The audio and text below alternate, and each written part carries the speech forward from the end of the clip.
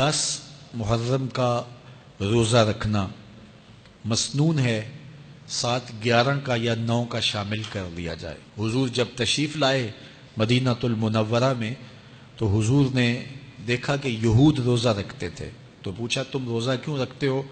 تو انہوں نے کہا کہ حضرت موسیٰ علیہ السلام کو قبطیوں سے اس دن نجات ملی تھی۔ تو فرمایا حضرت موسیٰ علیہ السلام کا حق ہمارے اوپر زیادہ ہے۔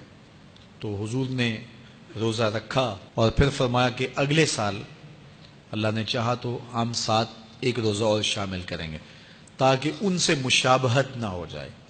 عددی مشابہت سے بھی بچنے کے لیے حضور نے کہا کہ ہم 2 رکھیں گے۔ تو روزہ اگر عاشورے کا رکھنا چاہیں تو اس کے لیے سنت یہ ہے کہ ساتھ یا 9 کا شامل کریں یا 11 کا شامل کریں۔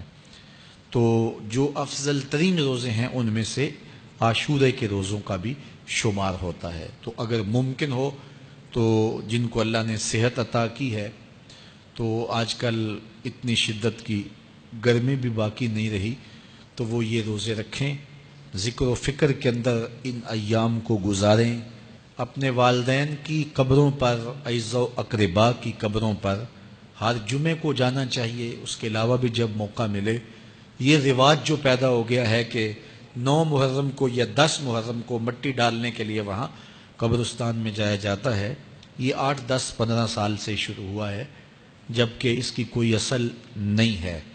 تو اگر آپ روٹین سے جاتے ہیں تو آپ کو ہر جمعے کو جانا چاہیے والدین کی قبروں پر، اور وہاں جا کے ہر جمعے کو سورہ یاسین کی تلاوت کرنی چاہیے۔ تو سال کے بعد صرف 10 محرم کو یا 9 محرم کو جانا، یہ بہرحال اس دور کی ایجاد ہے، یہ کوئی مسنون نہیں ہے اور یہ کوئی سنت نہیں ہے۔ تو روٹین سے اگر کوئی جانے والا ہے تو چلا جاتا ہے تو کوئی حرج نہیں ہے۔ تو باقی یہ بڑے اشرف ایام ہیں، بابرکت ایام ہیں، اور ان کو بہت ساری نسبتیں حاصل ہیں۔ حضرت امام حسین رضی اللہ تعالی عنہ کی شہادت کے ساتھ یوم عاشور کو نسبت حاصل ہے، اور اس کے علاوہ بھی بہت سارے عالی مرتبت جو ہے وہ ہستیوں کے وصال کا دن بھی ہے، اور بہت سارے واقعات اس دن جو ہے وہ روح پذیر ہوئے ہیں۔ تو یہ اس لحاظ سے بہت ہی بابرکت اور جو ہے وہ مبارک یوم ہے۔ تو اس دن کو ذکر و فکر میں، عبادات میں بسر کیجئے گا، اور اپنی زندگی کی ایک ایک ساعت کو اللہ اور اس کے رسول کے نام پر لگا دینے کے جذبوں سے سرشار ہو کے زندگی گزاریے گا۔ حضرت امام پاک انہوں نے اپنی زندگی دین کے لیے قربان کر دی۔